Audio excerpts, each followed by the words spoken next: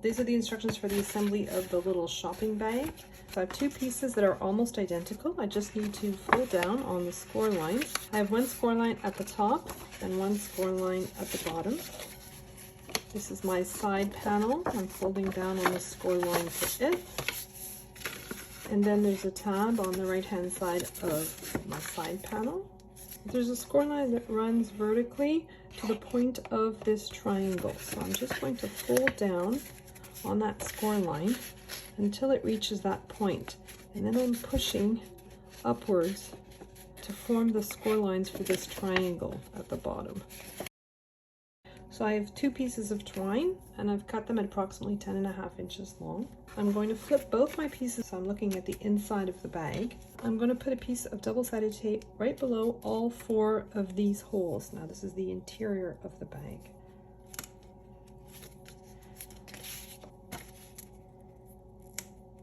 And then I'm going to take my piece of twine, I'm just making a loop and threading each end through the holes. I'm taking the backing off my double-sided tape and then pressing down so that my handles stick to the double-sided tape. And then I'm going to cover my double-sided tape with more.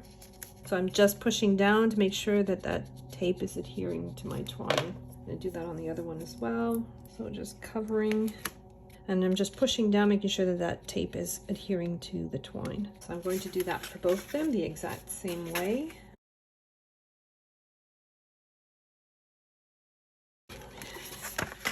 I'm going to flip my pieces back over so that I'm looking at the outside of my bag. I'm putting glue along the tab that's at the side, and then I'm joining my pieces together at that tab.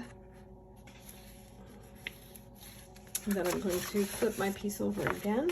I'm putting glue all along that tab and then folding my other side over and joining it to the side panel like so.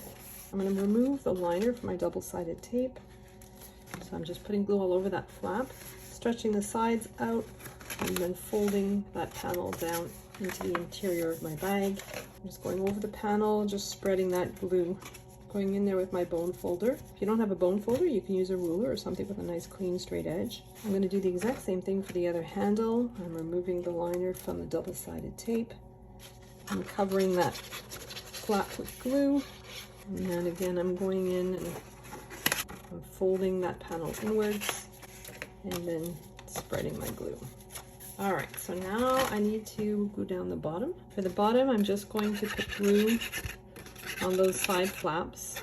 So I have two edges. One of them has triangles cut out of each side and the other one is just a rectangle. I'm folding the rectangular shaped one down, and what I'm trying to do is get the cut edge of the rectangle to be right against the score line of my side on both sides. And then I'm going to put glue all over the trapezoid shaped piece and glue it down. I'm going to go inside my bag with my bone folder and just spread all that glue.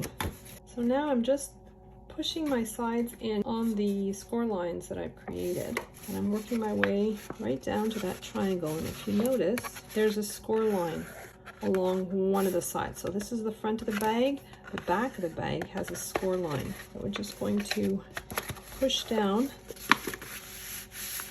and just folding on that score line, and it creates a flat bag.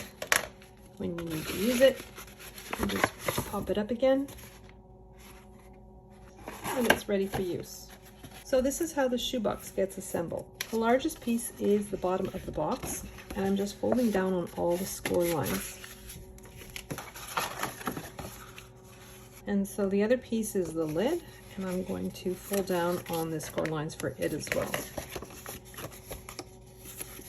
So in the file there are two sets of white stripes. The larger set goes on the lid and the smaller ones go on the base of my box. I have some Cricut transfer tape. Now this is the backless transfer tape. So when I'm using cardstock, what I do is I stick it to my jeans and then pull it off again a few times just to take away the worst of the stickiness. So this piece gets applied to my box lid. I'm going to flatten it out temporarily. Just applying this to my lid. My vinyl starts after the first score line on the left hand side and continues all the way down, and I want it as close to the left hand side as possible, and then it continues down to my right hand corner.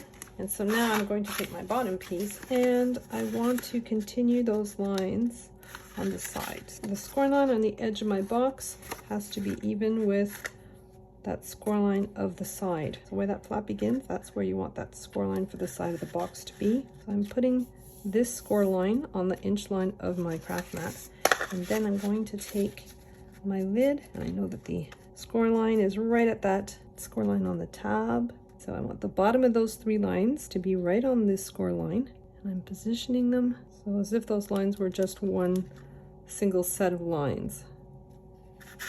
So I have my little logo without the words, which I'm going to put on the side of my box, and I put it close to the score line at the bottom and close to the score line on the left. And then I'm just going to put the logo on the top of the box. So now let's assemble the bottom. I'm just putting glue on one of these side tabs. Now it has a notch in it to accommodate for the hole that's in the side here. Match up the sides, and you want to make sure that that little rounded edge doesn't show. I'm going to do that on the other side as well. Again, putting glue all over that tab and then folding it inwards. Then I'm going in there with my bone folder and I'm just spreading that glue.